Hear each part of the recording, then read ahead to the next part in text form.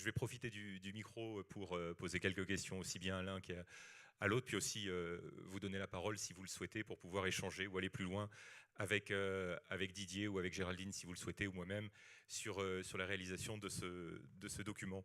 Il est dit beaucoup de choses dans ce document comme vous l'avez remarqué. La première phrase est peut-être pour nous en tout cas la plus importante parce que effectivement nous n'imaginions pas réaliser un jour un film documentaire sur un sujet comme celui-ci, parce que l'épidémiologie hospitalière n'est pas forcément une science facile en matière de déclinaison médiatique au travers de la réalisation ou de l'écriture d'un film. Souvent, les films qui sont rattachés à l'univers de la santé portent sur des avancées technologiques très marquantes ou au contraire des gestes souvent chirurgicaux très forts ou très marquants. C'est un film qui, en ce sens, est très différent au travers de sa simplicité, qui va dans le sens de la simplicité de ce qui a été porté et accompagné par Didier, une idée toute simple, née à Genève avec une équipe dans son ensemble, pour pouvoir ensuite rayonner. C'est aussi l'esprit de Genève, avec cette Genève internationale qui est aussi tournée vers le bout du monde. Et c'est vrai que quand le bout de la rue, puisque c'est presque ça avec les hôpitaux universitaires de Genève, coïncide avec le bout du monde, eh bien, ça donne une belle histoire comme celle-ci. Alors Didier, en quelques mots sur ce que tu as non pas vécu depuis presque 20 ans maintenant, mais au travers de la réalisation de ce film. Puisqu'on l'a vu, tu es systématiquement le même que tu sois en conférence avec un ministre ou au contraire avec une petite fille pour faire un check aussi tendre que sincère. C'est aussi ça le résumé de ces 20 années. Alors, merci Stéphane. Tout d'abord, merci à tout le monde d'être ici et puis surtout merci à vous et à votre équipe d'avoir réalisé ce documentaire. Alors écoute, de savoir si oui ou non je suis le même avec tout le monde, je ne peux pas le dire, c'est moi, donc j'en ai aucune idée. C'est vrai que d'avoir la chance de voir maintenant, d'abord ces plus de 20 années et puis le reflet de ces efforts à l'image, c'est assez émouvant. C'est assez émouvant d'abord de voir d'abord avant tout les gens de mon service, enfin de notre service. Certains ont pris un peu d'âge, d'autres beaucoup moins. Enfin, sur certaines personnes, ça se voit beaucoup moins. Mais disons, ça rappelle beaucoup de choses. Et ensuite, de voir cette traduction sous différentes formes, un petit peu dans tous ces endroits, c'est vrai que c'est avant tout assez émouvant.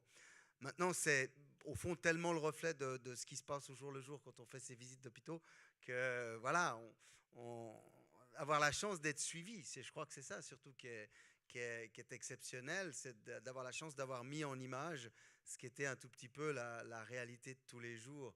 Et je crois que c'est vous les magiciens de l'histoire, quoi. C'est vous qui avez mis des images sur tout cela. Et de répondre, savoir si je suis le même tout le temps, je ne sais pas, il faut le demander à d'autres. Merci. Alors je ne sais pas s'il y a un micro qui peut ou qui doit circuler. J'imagine que oui, pour vous écouter, interroger aussi bien Didier que Géraldine, le temps que le micro circule, si il est en haut ou en bas, puisque la salle est sur deux niveaux. Voilà, il y a un micro qui est là.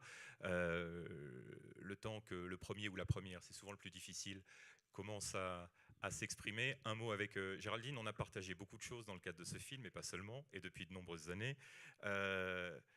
Tu as suivi Didier, pas seulement, mais aussi une histoire avec des lieux où Didier était présent et des lieux où il était aussi absent. En revanche, cette logique d'hygiène des mains et cette simplicité-là, elle était systématiquement présente. Oui, elle était systématiquement présente. Et puis, au bout d'un moment, on se pose même la question, parce que quand on voyage avec le professeur Pité, je dis le professeur Pité, parce que c'est comme ça qu'il est reçu. Isabelle faisait référence au fait que nul n'est prophète en son pays, c'est un petit peu ça. C'est vrai qu'en Asie, au Brésil, en Amérique du Sud, il est vraiment reçu comme une rockstar un petit peu partout. C'est assez incroyable, mais vraiment. Il ne peut pas le dire, mais moi, je peux le dire. Et puis, au bout d'un moment, on se dit, oui, bon, bah voilà, il était là, alors tout le monde se lave les mains parce qu'il est là dans le couloir.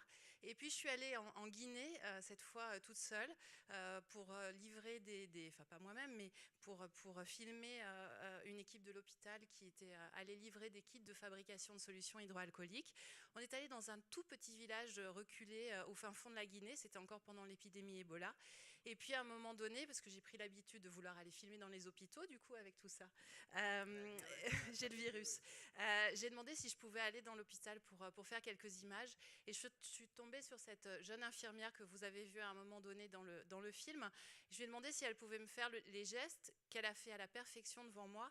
Et j'avais vraiment les larmes aux yeux en même temps que je la filmais parce que je ne pouvais pas être dans un endroit plus reculé que celui-là. Et même dans cet endroit-là, cette gestuelle était là et c'était naturel et c'était sincère et c'était extrêmement émouvant voilà, de voir que du bout de la rue au bout du monde, tout le monde essaye d'appliquer cette stratégie. Et elle m'a envoyé un SMS aussitôt. Alors, et Didier l'a dit précédemment dans l'avant-propos avec Isabelle, c'est vrai que le fait d'être ici dans le cadre de ce festival fait évidemment sens.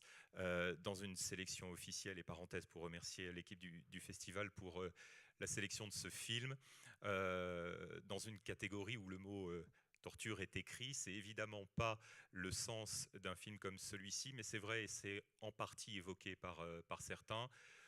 Pour beaucoup, changer d'habitude n'est évidemment pas une torture, mais en tout cas un effort considérable pour ceux et celles qui ont appris autrement ou qui ont soigné autrement.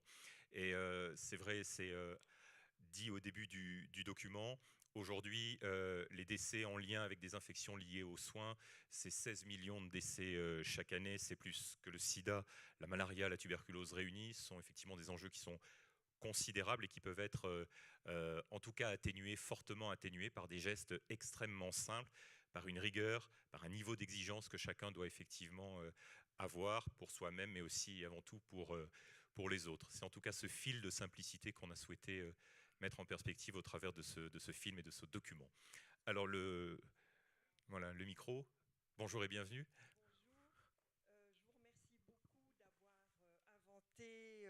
Ces petits procédés. Je ne voyage plus dans les pays en voie de développement sans ma petite bouteille. Je ne suis pas scientifique et j'ai une question extrêmement naïve à vous poser. Est-ce qu'on pourrait imaginer qu'un jour ou l'autre, les virus ou les bactéries contournent la résistance, c'est-à-dire deviennent résistantes à l'alcool? C'est une excellente question. Alors, en principe, non. Parce que l'alcool a un mode de fonctionnement, une façon de tuer les bactéries et les virus qui est totalement aspécifique et il n'y a pas de résistance à ce mécanisme. Au jour d'aujourd'hui, il n'y en a aucun. Et c'est probablement le meilleur produit qui soit pour ce genre d'action.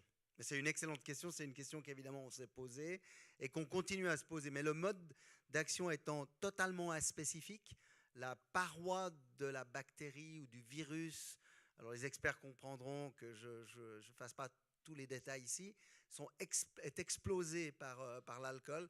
Et donc c'est probablement, c'est certainement le très bon choix, le bon choix. Bonsoir, mon nom c'est Pia Gérabek, merci pour avoir venu. J'ai une question, on écoute toujours que maintenant les mains sont, comment est-ce qu'on dit, clean?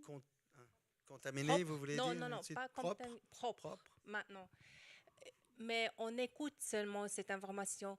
Est-ce qu'il y a des photos qui le fait visible, une main traitée et une main normale pour dire? Est-ce que ça existe? Votre question, c'est est-ce qu'il est possible de comparer des mains avant qu'elles soient désinfectées pour et le après? Voir dans une image, une main normale et une main propre.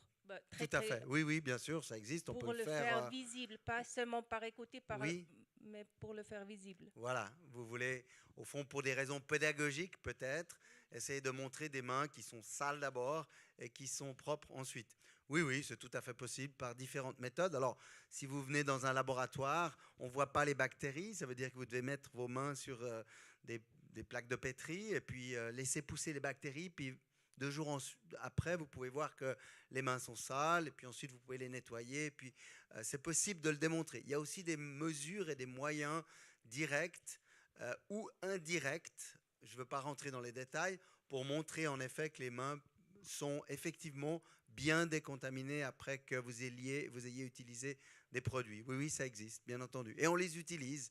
Et si vous venez participer à la journée mondiale de l'hygiène des mains, qui est le 5 mai de chaque année, c'est carrément un autre film qu'il faudrait faire pour montrer ça, puisque tous les hôpitaux du monde, en fait, célèbrent l'hygiène des mains à ce moment-là, le même jour. Il y a beaucoup d'hôpitaux dans lesquels on fait ces démonstrations, notamment aux soignants, avant et après la friction avec cette solution hydroalcoolique. Bienvenue le 5 mai prochain aux Hugues, on le fait.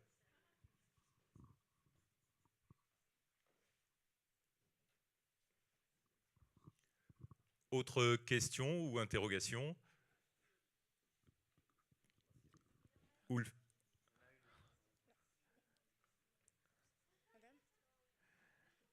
Bon, presque. Il n'y a pas de petites questions, il y a Non. que des petites réponses. Est-ce- Oui. Pardon. Allez-y, Vas-y. tu peux crier. Bonjour. Il est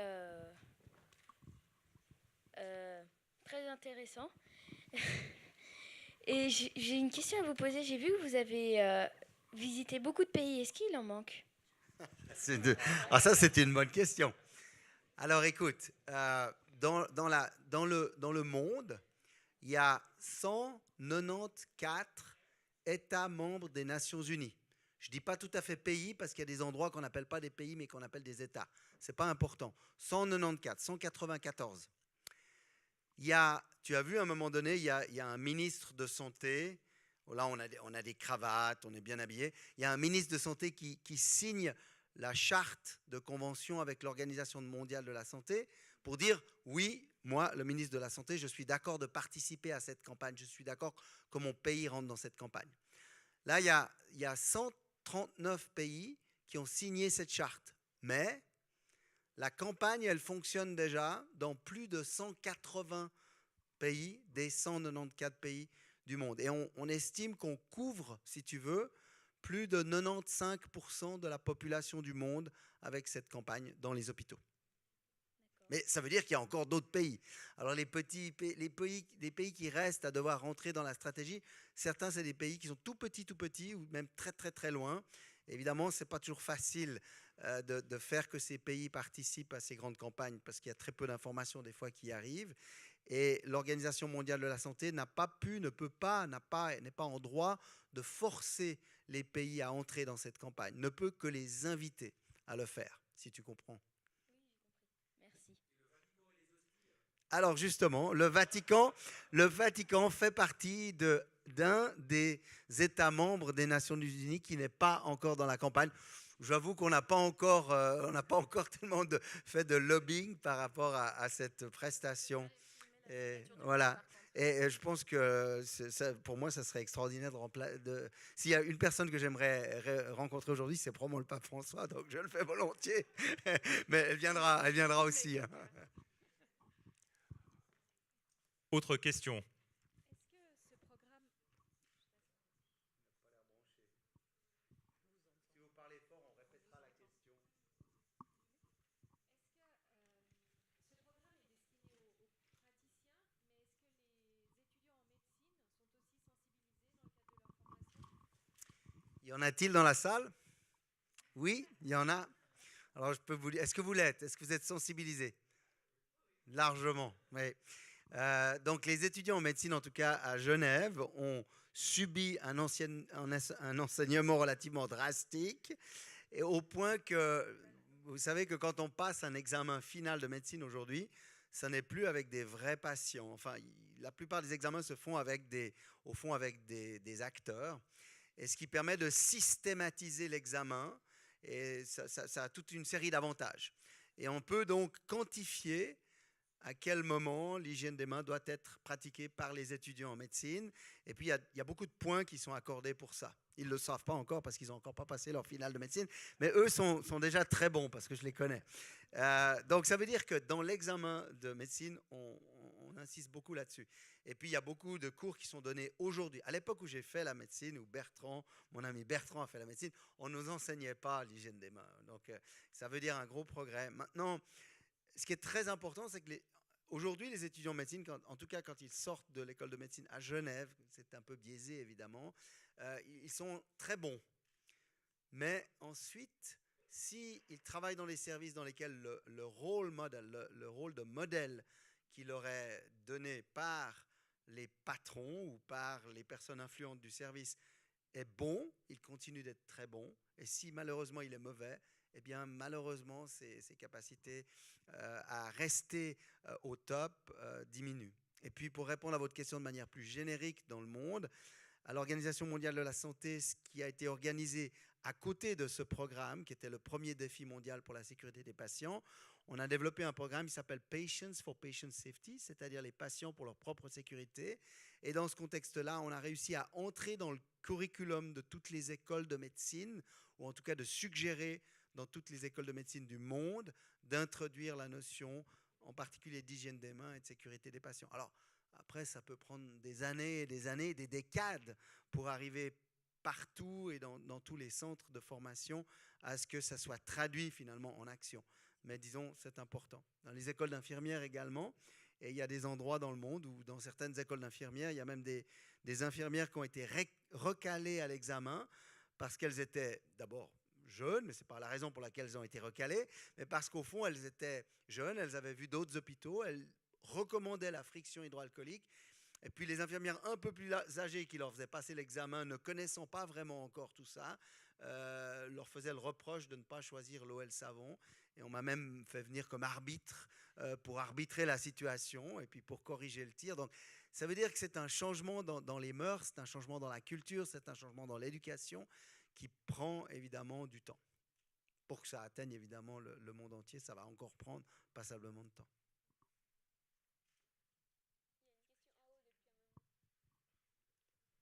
Ah, il y a des questions en haut. Alors on vous voit pas parce qu'il y a des, on vous voit pas parce qu'il y a des, mais il faut parler, peu importe, fort. Alors, je dois te donner le bonjour aujourd'hui. Merci Kurt. C'est avec Kurt que nous avons fait notre première mission en Afghanistan.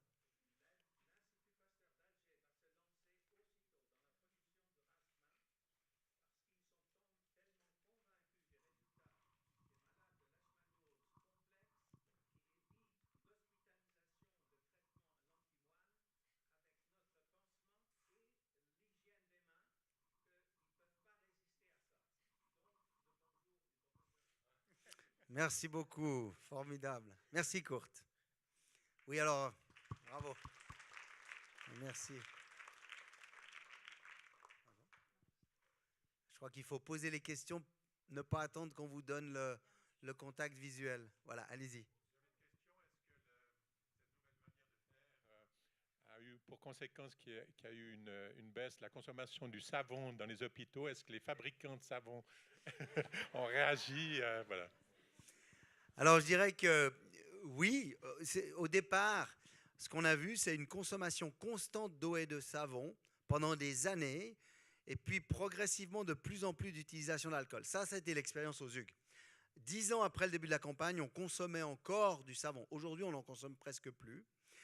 Dans 99,9% des situations, ici à Genève, quand un soignant doit au fond, on ne dit plus se laver les mains, mais pratiquer l'hygiène des mains, il utilise l'alcool. Et puis l'eau et le savon, on l'utilise uniquement que quand les mains sont souillées, très très très rarement. Donc oui, la consommation des savons a largement diminué. Alors il faut savoir que très souvent, ceux qui faisaient les savons font aujourd'hui de l'alcool. Donc en matière de marché, ils n'y ont rien perdu.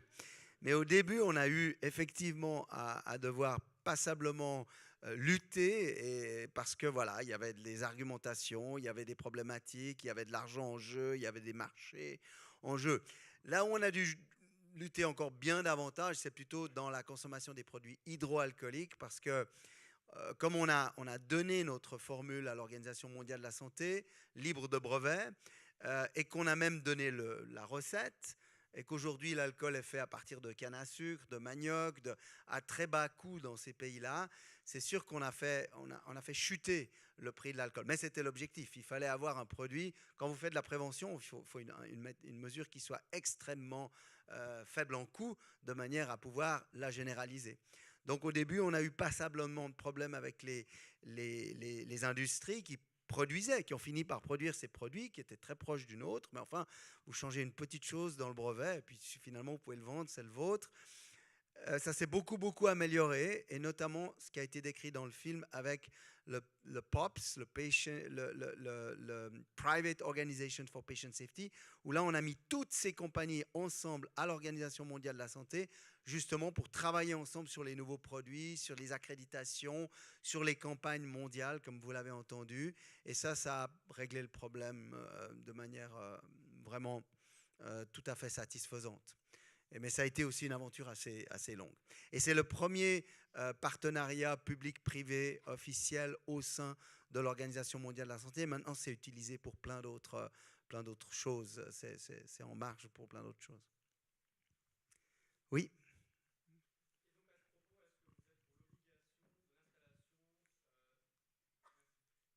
L'installation du produit dans les cuisines des restaurants, des brasseries, etc. Et par extension aussi dans la vie quotidienne de chacun, son lieu de travail, à l'école, à la maison et au travail. Ouais.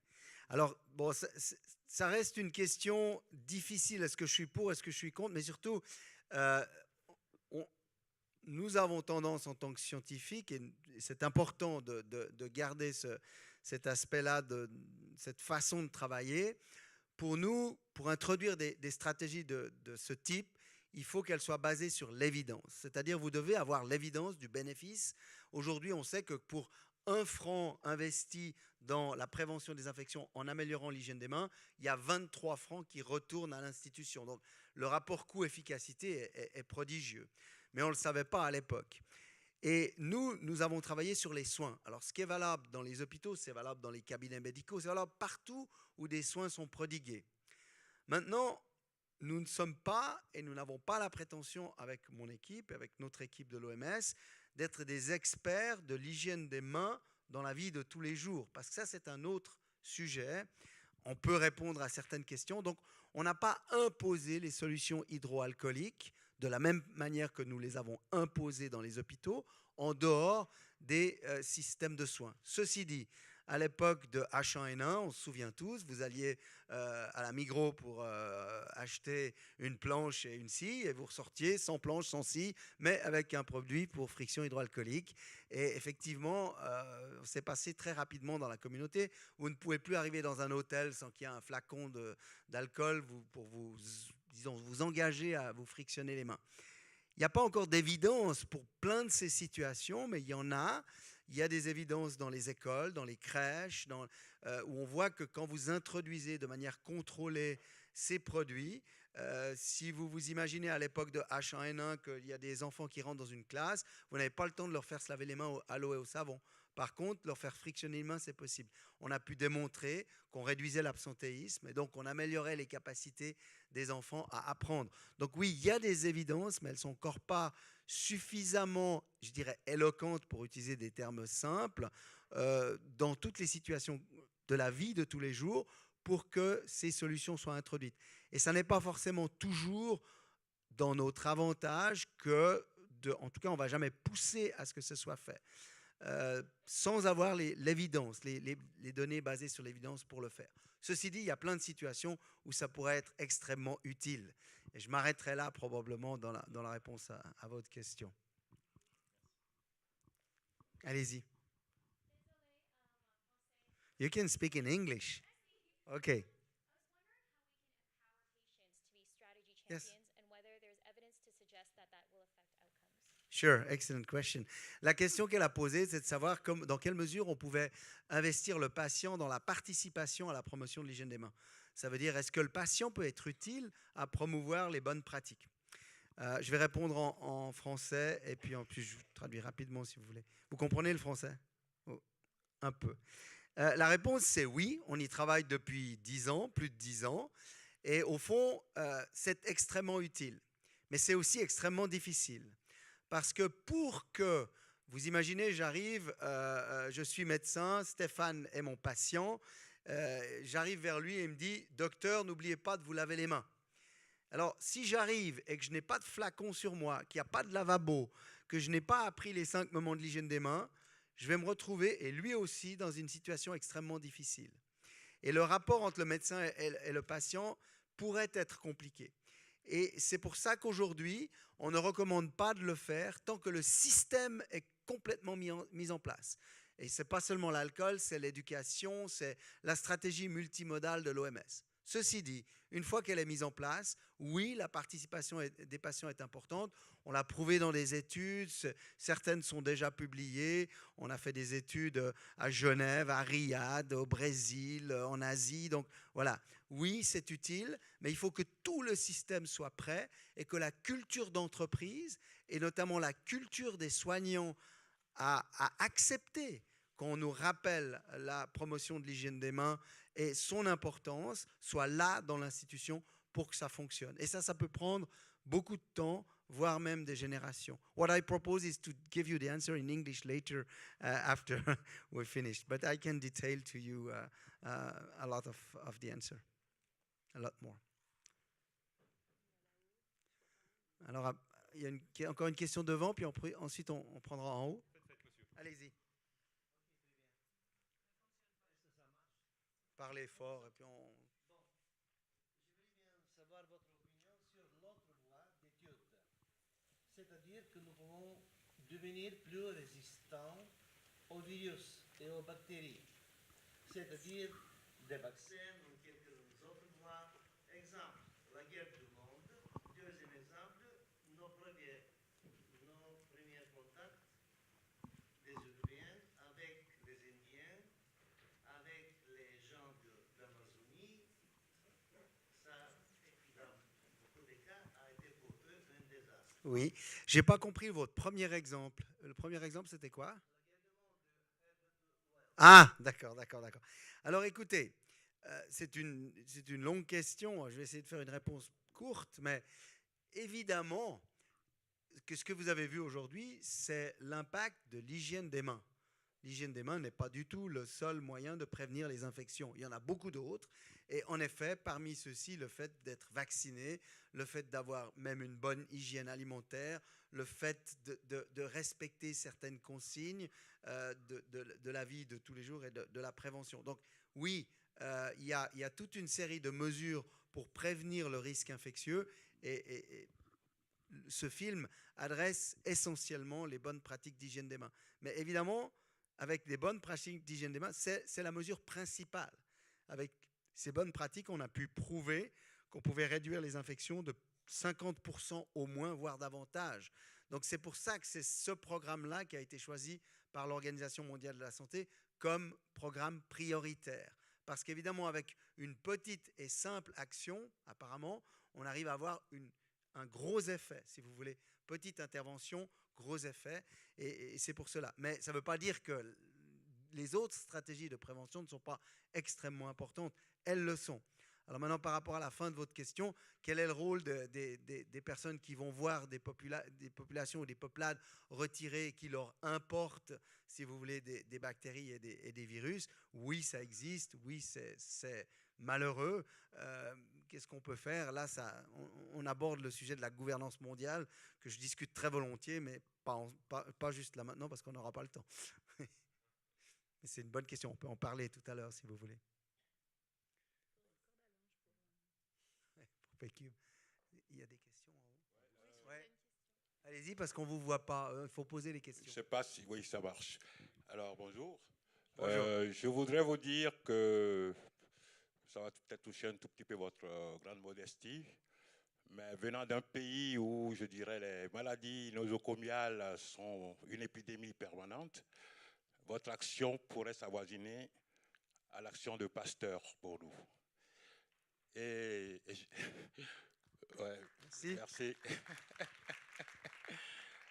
Donc, et je me rends compte que l'éducation à l'environnement du patient et du personnel soignant amène énormément dans l'élimination de pathologies. Mais je voudrais savoir si les mains seules suffisent, parce qu'on observe que l'environnement est aussi porteur de germes dans beaucoup de milieux hospitaliers, peut-être moins en Europe, mais en Afrique et dans des pays du tiers-monde. Est-ce que l'alcool aussi, à ce niveau-là, peut être une solution, ou est-ce que vous envisagez d'autres solutions? Vous envisagez de continuer des recherches dans d'autres voies? Merci. Alors, merci pour votre question, merci pour votre remarque. Oui, écoutez, l'hygiène des mains, comme je viens de le dire, c'est vraiment l'élément principal de la prévention des infections. Mais il est clair qu'il y a bien d'autres choses dont il faut tenir compte. Il est clair que la contamination de l'environnement est importante. Il se trouve qu'une fois sur deux, quand les gens ou les soignants ont touché l'environnement, s'ils se désinfectent les mains avant de toucher le patient, le problème est réglé. Même si l'environnement est un peu contaminé, une bonne hygiène des mains réglera le problème avec de l'alcool. Et du coup, ce qui est le plus important, c'est quand même la main qui va toucher le soignant. Ceci dit, il y a malheureusement une série de bactéries, ou certaines bactéries sont évidemment extrêmement résistantes et subsistent dans l'environnement et finalement autorisent des épidémies, voire même des épidémies au sein de continents permanentes. C'est le cas aux États-Unis, en Amérique du Nord, en Angleterre dans une certaine mesure, pour ce que vous avez peut-être entendu, le Clostridium difficile, où là, bien sûr que les pratiques d'hygiène des mains sont importantes, mais l'environnement est le réservoir. Et si vous nettoyez mal l'environnement, eh bien, l'épidémie continue. Alors, à votre question, comment entretient-on l'environnement ? Un des meilleurs éléments, ça reste quand même l'huile de coude parce que c'est bon marché et puis ça marche finalement assez bien. À ceci, vous pouvez ajouter une série d'éléments, des choses qui sont très innovatrices, des choses qui sont plus anciennes, comme le chlore, par exemple, qui marche très bien, mais qui malheureusement abîme l'environnement. L'alcool, on l'utilise de temps en temps pour l'environnement, ça marche bien, mais ça coûte un peu cher d'utiliser de l'alcool pour désinfecter l'environnement. Ce n'est pas toujours facile à appliquer non plus. Alors voilà, mais je ne veux pas vous faire un cours, et surtout pas à vous, sur l'entretien de l'environnement. Mais c'est sûr que ça fait partie des éléments importants du domaine de la prévention des infections. Et dans les pays en voie de développement, l'environnement est parfois très contaminé, mais j'oserais dire ou faire la plaisanterie, rassurez-vous, dans les nôtres aussi. Donc ça veut dire que quand on oublie des endroits ou des coins, on a malheureusement toujours des mauvaises surprises. Ça veut dire que l'entretien des hôpitaux, en particulier par exemple de certaines régions des hôpitaux, est fondamentalement importante. Le contrôle de l'environnement reste absolument clé. Voilà, encore une fois, s'il y a d'autres questions, on ne vous voit pas en haut, donc il faut les poser. Oui, allez-y. Déjà, je voulais vous remercier parce que je suis quelqu'un qui a très peur de l'hôpital et donc je serai plus rassurée maintenant si jamais je dois y aller. Donc, merci pour votre action. C'est formidable, merci. Voilà, et parce que voilà, je ne travaille pas dans le milieu médical, mais c'est vrai que je pense du point de vue de la personne de l'extérieur du milieu hospitalier, et la chose que ça m'apporte, en fait, c'est le fait d'être rassurée et d'être plus sereine si jamais j'ai à aller là-bas. Et puis, merci à Géraldine et à Stéphane qui ont participé à votre action de communication, parce que moi, je ne savais pas qu'il y avait cette action qui avait été mise en place. Et je la découvre et voilà, c'est rassurant. Après, la question que j'avais pour vous, c'était de savoir si les solutions hydroalcooliques qu'on trouve dans le commerce sont les mêmes que celles que vous avez montrées dans le film. Est-ce qu'il y a une différence de formule? Est-ce qu'elles sont aussi efficaces? Très bonne question, voilà. Alors, on me l'a posé à bon entendeur il y a quelques années. Ça m'a valu pas mal d'interactions avec des avocats. Et voilà, donc je vais poser ma réponse. Écoutez, on a développé, ainsi que des compagnies à travers le monde, des agents pour friction hydroalcoolique qui doivent remplir des normes. Et une des choses qu'on a réussi à faire dans cette campagne, mais évidemment, ça n'est pas intéressant en soi, pour un documentaire de ce type, ça a été de mettre une barre, un certain niveau de qualité de ces produits et d'utiliser des normes. Et il se trouve que les normes européennes sont les normes les plus exigeantes et c'est celles que nous avons réussi à faire adopter au sein de l'Organisation mondiale de la santé. Et tenez-vous bien, les Américains ont accepté, alors qu'ils avaient eux aussi leurs normes, de finalement bien adopter ces normes-là pour la qualité des produits. Ça veut dire que si les produits remplissent ces normes-là, et en principe ça doit être inscrit sur les bouteilles et sur les flacons, eh bien oui, vous avez un produit qui est extrêmement efficace et vous êtes dans le domaine des meilleurs produits. Malheureusement, évidemment, c'est un marché, c'est un commerce et vous trouvez toutes sortes de produits Et parmi ces toutes sortes de produits, il y a évidemment des produits qui sont moins efficaces, voire même largement moins efficaces que les produits, si vous voulez, que nous recommandons. Maintenant, ce qu'il faut bien savoir, c'est que quand vous travaillez dans un hôpital et que vous devez vous désinfecter les mains avant de toucher votre patient, c'est le moment où c'est le plus important, où toucher un élément sur le patient.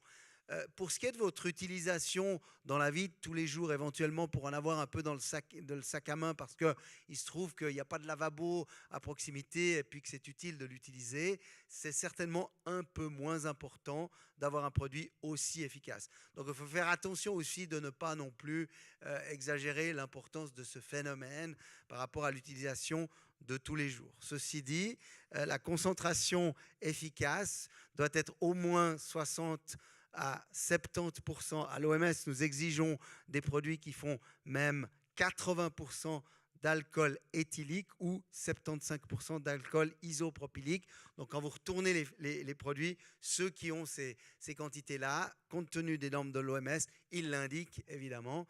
Et certains produits indiquent qu'ils font partie des classes reconnues par l'Organisation mondiale de la santé. Donc oui, il y a des différences. Oui, ça peut devenir très politique. Et donc, je m'arrêterai là dans le discours. Mais ça va mieux. J'ai plus eu de problème d'avocat depuis un certain nombre d'années.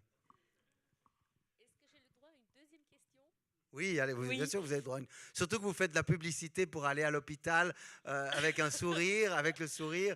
Et alors, en tout cas, là, Stéphane et Géraldine ont réussi quelque chose d'important parce que c'est vrai, les gens ont peur de l'hôpital et c'est faux. Et c'est faux. Allez-y. La deuxième question était, enfin c'est moins important, c'est savoir, est-ce que vous avez déjà noté des réactions à l'utilisation du produit, c'est-à-dire de la sécheresse des mains, et comment on peut combattre ces effets secondaires, hein, je dirais même presque. Oui. Alors, pour répondre à votre question, je vais répondre à la question en vous donnant d'abord la solution. La solution, c'est l'éducation. Parce qu'en fait, un bon produit contient de l'alcool, un peu d'eau, parce que ce n'est pas de l'alcool pur, un équivalent de glycérol ou de glycérine pour protéger les mains. Et au fond, c'est tout. Dans la solution pour l'OMS, on a rajouté quelque chose pour pas que ça s'auto-contamine, peu importe. Et donc, ces produits-là, quand ce sont des bons produits, ils sont extrêmement bien tolérés par les mains. On en a l'expérience depuis plus de 22 ans aux Hugues, avec la plus haute consommation jamais vue dans le monde et avec plus de 10 000 soignants. Donc on sait que ces produits peuvent être extrêmement bien tolérés quand ils sont bons. Il n'y a pas d'allergie à ces produits, il y a quelques petites exceptions. Malheureusement, quand je vous disais c'est l'éducation qui est important, malheureusement c'est le savon qui abîme les mains. Alors, pourquoi? Parce que quand vous vous appliquez du savon sur les mains, c'est ça qui les dessèche, c'est ça qui fait, par des phénomènes que je ne veux pas expliquer ici, que vous perdez l'eau qui se trouve à l'intérieur de votre peau et que vos mains s'assèchent. Et quand malheureusement l'éducation est insuffisante, les soignants appliquent le savon d'abord et l'alcool ensuite, ce qui est totalement faux. Et à ce moment-là, les mains, oui, s'assèchent beaucoup plus rapidement. Mais un bon produit hydroalcoolique, au contraire, n'assèche pas les mains. Et au contraire, il vous garde une meilleure peau. Je ne veux pas rentrer dans tous les détails, d'autant plus que je ne sais pas jusqu'à quel moment on peut continuer le débat, Isabelle. De toute manière, on va peut-être prendre une dernière question, c'est ça? De toute manière, ce qu'on va vous dire, c'est qu'ensuite, on va devoir libérer la salle pour le prochain film, c'est ça? Mais ce qu'on va vous inviter à faire, c'est de descendre d'un étage, de 2 pour ceux qui sont à la galerie, de vous rendre au café. Et puis on va continuer à répondre à vos questions là-bas. Et en plus de ça, l'auteur français Thierry Crouzet, qui a écrit le livre Le geste qui sauve, est là aujourd'hui et il vous signe et vous dédicace volontiers certains de ses livres. On a en français, de même que dans certaines des 14 langues dans lesquelles le livre a été traduit. Ça se passera au café en bas et ça sera sympathique. On est là encore pour une grande partie de la soirée, très volontiers. Donc on prend une dernière question peut-être. Quelle est la vie de ce film, Stéphane? La vie que chacun lui donnera d'abord au travers de festivals, le premier aujourd'hui, dans d'autres festivals aussi, qui soient plus spécialisés en santé ou au contraire en droits humains, et puis ensuite une distribution télévision. en essayant de suivre les mêmes performances que le programme. 150 ou 160 pays serait évidemment l'idéal, mais de pouvoir compter effectivement sur une distribution télévision et puis ensuite une mise à disposition sur le net pour qu'il soit le plus vu et le plus partagé et surtout le plus compris possible. Voilà le sens aussi de la réalisation de ce film, et avec peut-être aussi des DVD, puis avec des versions multilangues pour pouvoir aussi suivre les différents pays, puisque voilà, les versions franglaises comme celles que vous avez vues ou en double langue ne sont pas forcément toujours les plus simples à distribuer, avec des choses plus évidentes en direction de certaines langues. Ce sera plus simple pour la distribution. Difficile de vous donner un calendrier, mais j'ai vu que Didier était bon pour répondre longuement sur une question difficile sans forcément prendre de risques. Alors je ne sais pas si tu veux répondre sans prendre de risques, mais tu as l'air de bien savoir le faire. Voilà, j'imagine dans quelques mois en tout cas. Merci. Il y a une dernière question ou une interrogation? Avant qu'elle parle, je vais l'introduire parce que c'est Benedetta Allegranzi. On l'appelle techniquement ma deputy lead à l'OMS, c'est-à-dire c'est la personne qui a été à mes côtés pendant toute cette période, qui aujourd'hui va reprendre la direction d'un programme à l'OMS, que je tiens à remercier personnellement en public devant tout le monde, parce que sans elle, ce programme n'aurait pas existé.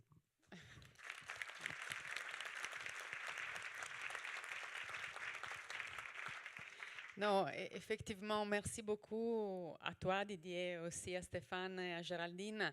Je voulais en fait, après toutes ces questions, conclure en disant que, comme le film l'a très clairement démontré, c'est clair et sûr que Didier et son équipe des UG ont été essentiels pour que l'OMS vraiment et aussi les États membres comprennent l'importance pas seulement de l'hygiène de main, mais de l'hygiène en général, du contrôle et prévention de l'infection.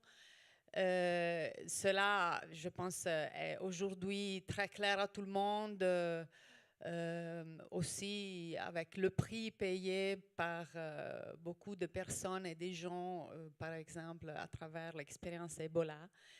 Et je pense que, comme on l'a compris, l'énergie incroyable de Didier et aussi la gratuité, la générosité de Didier ont été absolument essentielles.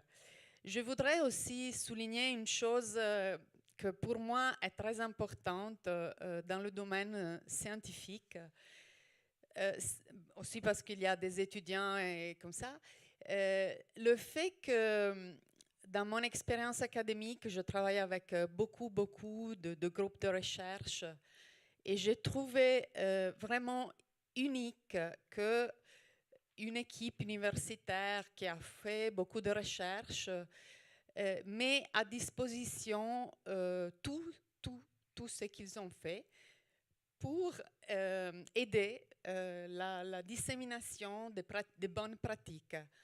Et cela a été vraiment essentiel, je pense aussi, pour la reconnaissance de l'importance de ce qui a été fait, et aussi pour l'importance à donner à ce sujet autour du monde.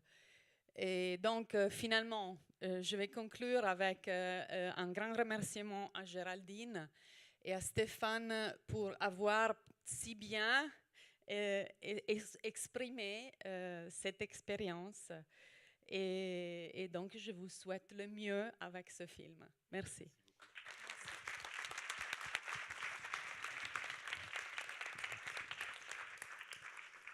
Merci beaucoup à tous. Merci beaucoup, professeur Stéphane, Géraldine, pour votre confiance. On était très fiers de pouvoir présenter ce film en première mondiale au festival.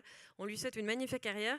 Donc descendez, le professeur a déjà annoncé la dédicace du livre et le verre tous ensemble au café, mais il m'a laissé encore une chose à annoncer. P-Cube distribuera ses dessins également en bas. Donc quand vous descendez les escaliers, c'est tout droit. Merci beaucoup, merci à vous et une excellente soirée.